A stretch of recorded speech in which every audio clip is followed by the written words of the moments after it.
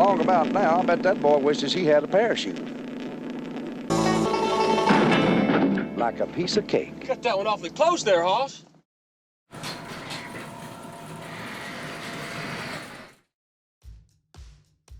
Oh, hi there.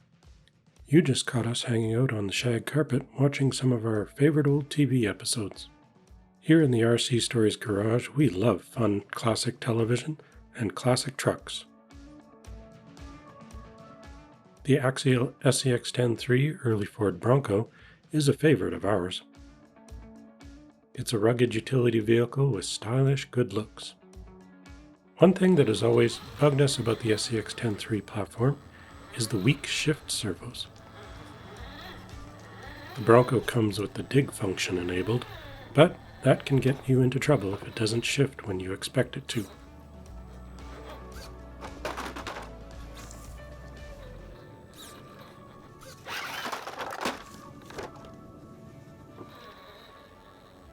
Today we are replacing the piddly little micro dig shift servo with a Reefs 299 LP. To do this, we need to figure out a new servo mounting location and manufacture a shift link. One could just install a better micro servo, but here at RC Stories Garage, we like things to be overbuilt, and the Reefs 299 LP is powerful and waterproof. We are going to reuse the old dig shift servo to enable the 2-speed function of the transmission. We've got those gears, so we might as well use them.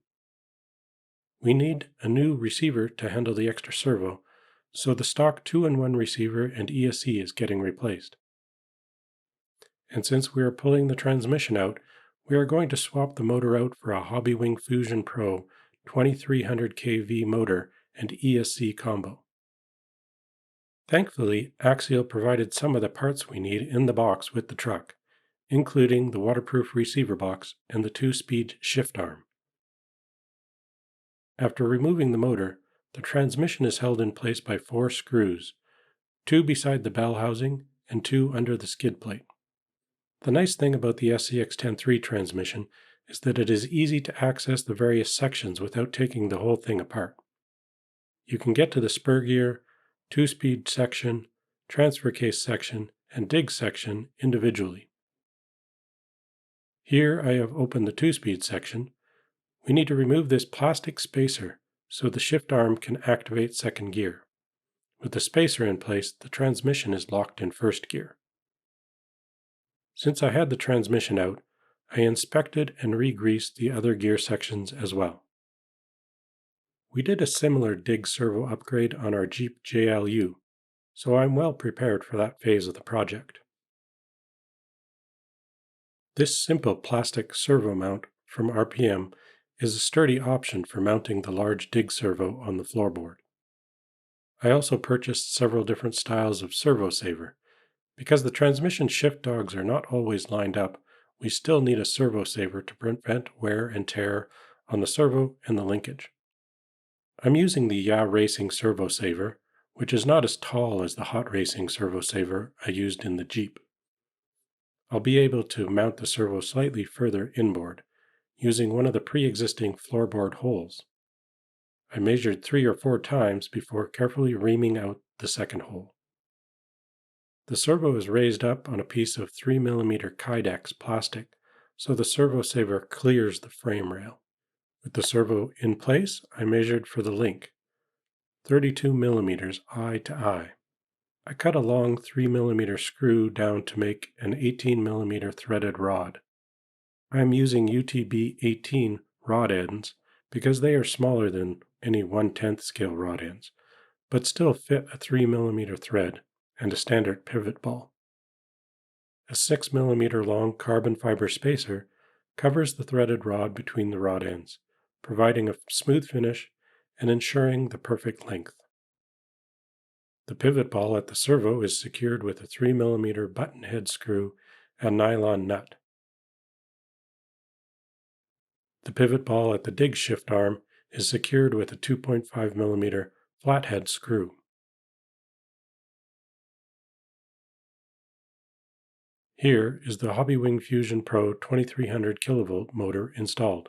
I'm running the same 11-tooth pinion gear I was using with the stock brushed motor. And here is the completed installation. I'm quite happy with the clean wiring setup. The downside of removing the stock receiver/ESC is that I don't have anywhere to plug in the headlights and taillights.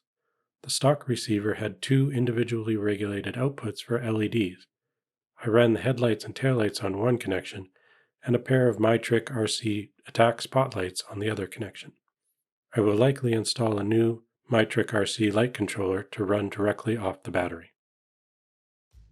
Okay, after setting up the auxiliary channel limits on my DX5 rugged transmitter, let's see how things work.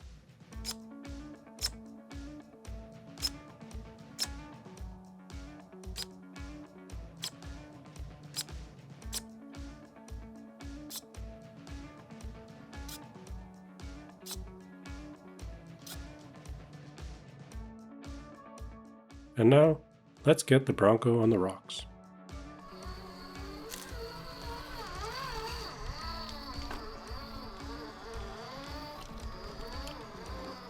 The larger dig servo is definitely faster and more predictable.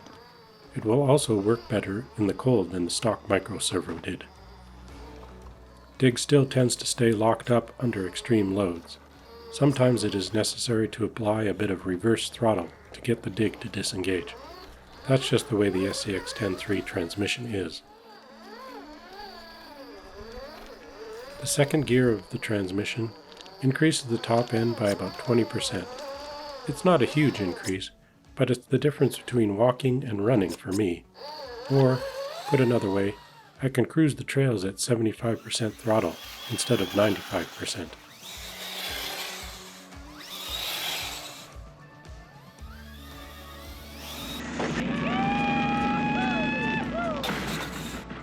Anyway, that's all for today.